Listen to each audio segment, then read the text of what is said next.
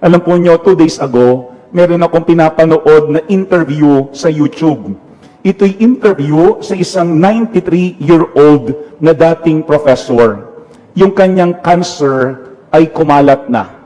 Pero itong babaeng ito, sa kanyang interview, you could feel na yung kanyang aura ay talagang very positive. He was full of joy. At the same time, nung siya ini-interview, kinekwento niya na before, yung kanyang first marriage, she was an abused wife. Siya ay battered wife. Pero nakaroon siya ng second marriage na talagang doon she experienced real joy doon sa kanyang second husband. Pero wala kang makikitang trace sa kanya na any anger or bitterness because of her past. Pero sa interview na yun, merong isang bagay na paulit-ulit na sinasabi niya sa nag-i-interview sa kanya. Ano yun? That people nowadays, we do not want to hear the word death. We don't want to use the word dying. No, ayaw natin daw gagamitin o maririnig yung salitang kamatayan. Usually, ano yung ating ginagamit na salita? Pass away. Pero maganda yung sinabi niya sa kanyang interview. Ang sabi niya, death is a reality of life. At dapat matanggap din natin yung bagay na yun as part of life. Kasi if we are always in denial, ang sabi niya, mawawalan tayo mismo ng kapayapaan sa ating mga puso, sa ating kalooban. At ang sabi niya, hindi niya inalam kung hanggang kailan siya mabubuhay na lamang. Bakit? Kasi ayaw niya na yung kanyang laging iniisip ay kailan siya mamamatay. Ano daw yung kanyang naging prinsipyo sa buhay? Darating at darating yung araw na yun. Pero she has to focus on the now.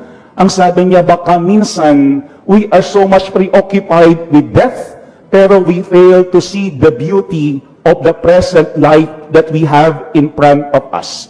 Siguro magandang paalaala yan sa atin. Bakit? Kasi maraming mga tao kinakabahan para sa kanilang kapwa. Pero baka yung kanilang kapwa hindi takot, panatag yung kanilang puso, maayos yung kanilang kalooban, wala man lamang pangamba, katulad ng kay Jesus sa ating ebanghelyo sa ngayon. Let me ask you this question. Are you at peace? Ikaw ba ay payapa sa ngayon? At kung ikaw ay nababagabag, what are you worried about? What are you anxious about? Ano ba yung nagiging dahilan ng pagkabagabag sa iyong puso, sa iyong kalooban? Alam po nyo, kanina, meron akong napanood na interview. Ito ay tungkol sa isang behavioral scientist. Siya ay author ng maraming libro, si Arthur Brooks. At ang kanyang ibinibigay sa YouTube is about anxiety. Ang sabi niya, minsan sinasabi natin sa ating kapwa, do not be anxious. No, huwag kang mababagabag. Pero ang sabi niya, bilang tao, normal yun. Bahagi yun ng pagiging tao natin.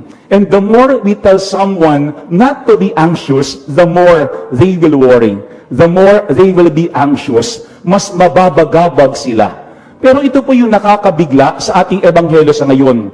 Because the disciples were very anxious and worried about the good news. And what is the good news?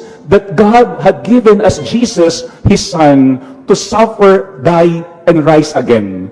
Yun ang good news. Pero yun ang very ironic in today's gospel. Yung dapat pinagmumulan ng kanilang kagalakan, yun pa ang pinagmumulan ng kanilang pagbabagabag. Why? Because they were so much focused on the death of Jesus. Parang dun lamang sila na-fixate.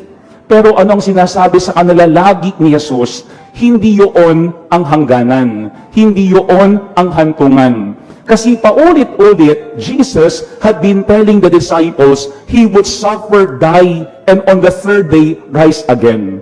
Pero ang kanilang focus lamang, ang kanilang attention lamang, is on the suffering and death of Jesus, not on the rising again of Jesus. Kaya nga po itong ating gospel for today, magandang paalaala sa atin, lalo na kapag tayo ay nababagabag. When we are troubled, when we are anxious, when we are worried about many things. Tatlong bagay ang magandang sinabi ni Jesus sa ating ebanghelyo sa ngayon. Number 1, Jesus said, you have faith in God, have faith also in me. I think it will be very helpful when someone we know and trust speaks to us. Kapag tayo ay nababagabag, nababalisa, iba. Kapag tayo ay kinausap ng tao na kilala natin, kilala tayo at pinagkakatiwalaan natin. Kaya nga, kapag ating pong babalikan yung ating gospel last Sunday, we have seen the relationship between the shepherd and the sheep. Kaya paulit-ulit, ano ang sinasabi doon ni Jesus? The sheep know me. Kilala ako ng aking mga tupa, and I know my sheep by name. Kilala ko sa pangalan yung aking mga tupa, yung aking kawan. Yan ang first C na napakahalaga, credibility. Kasi kapag tayo ay walang credibility, hindi mapapayapa yung puso, yung kalooban ng ating kapwa. Even if we are saying good things to that person will not believe in whatever we say. Bakit? Kasi baka tayo mismo hindi credible. Sabi nga nila, dalawang bagay ang mahalaga for a person to be credible. Yung first is competence. Siya'y mayroong kakayanan. Kasi baka salita tayo ng salita, pero tayo mismo walang nagagawa. Wala tayong competence. Pero pangalawang mahalaga daw for a person to become credible is consistency. Na hindi pa iba-iba yung kanyang kinikilos. Hindi yung sinasabi niya ito, pero iba yung nakikita sa kanyang kinikilos o sa kanyang ginagawa. Kaya nga that is also what we see in Jesus.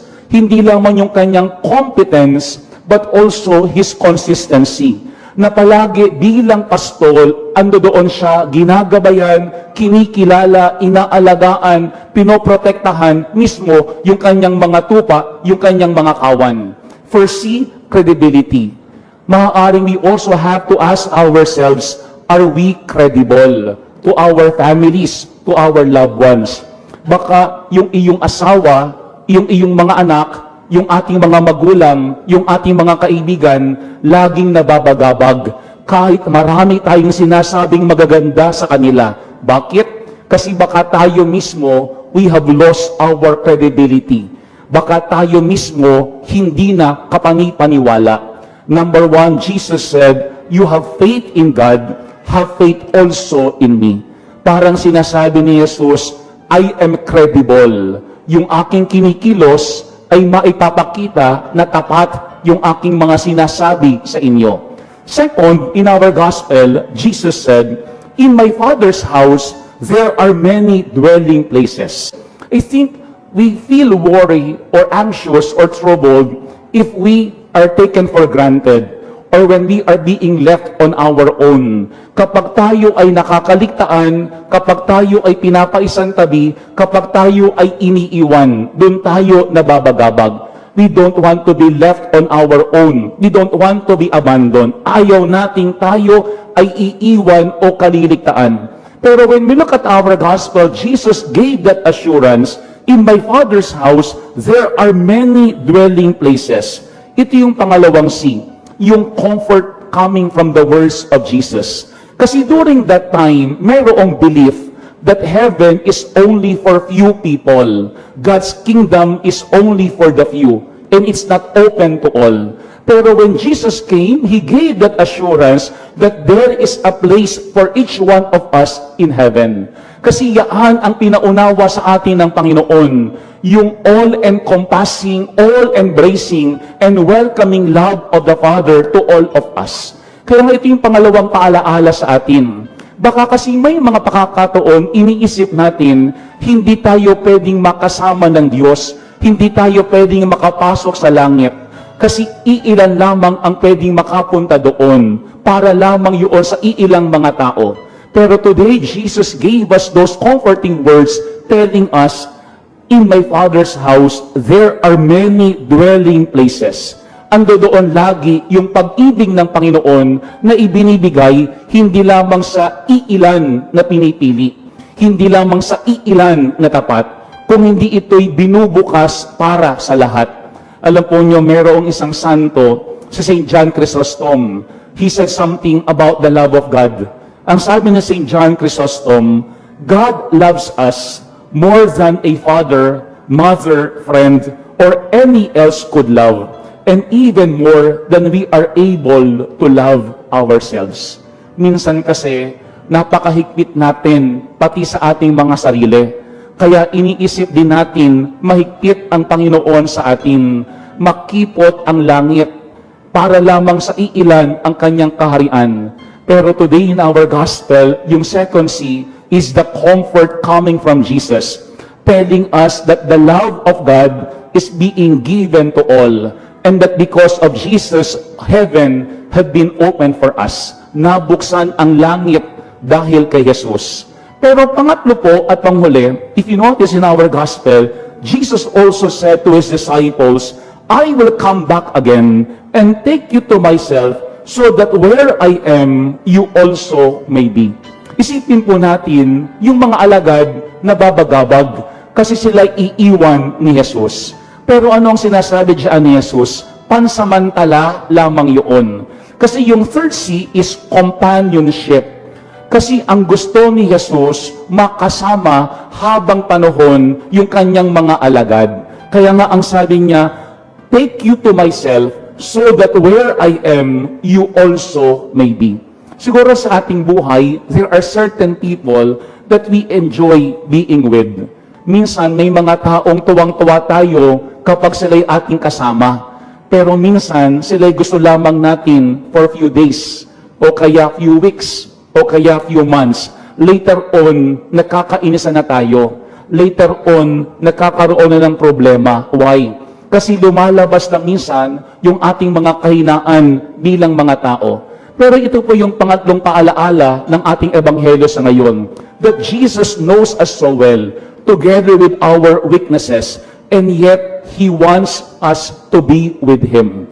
Yun ang pangatlong C na nagbibigay sa atin ng peace. Ano yun? Yung companionship, yung pagiging kaibigan natin ni Jesus. Kasi kung saan nandoon si Jesus, gusto niyang makasama tayo at ayaw niyang maiwan tayo.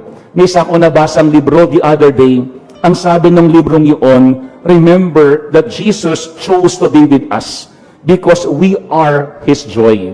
Magandang marinig po yun.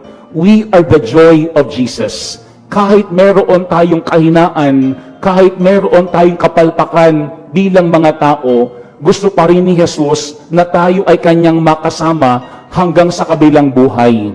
Alam po nyo, merong isang saint, si Saint Therese, at ang kanyang laging sinasabi, yung little way. Ano ba talaga yung little way? Yung masabi natin na bilang mga bata, mahina tayo. Pero sa likuran ng ating kahinaan, pinagkakatiwalaan nating lagi yung awa ng Panginoon. Kaya for Saint Therese, when she talks of God's mercy, ano yung kanyang laging sinasabi? It can transform our limitations to opportunities for grace. Mga kabatid, maraming dahilan bakit tayo nababagabag. Pero today in our gospel, Jesus tells us that there are three important things that we always have to remember when we are worried, anxious, and troubled. Yung tatlong C, looking at today's gospel. First C, credibility. Second C, yung kanyang comfort. Pangatlong C, companionship. When we are worried and anxious about many things, let us turn to Jesus and believe in what He says. Amen.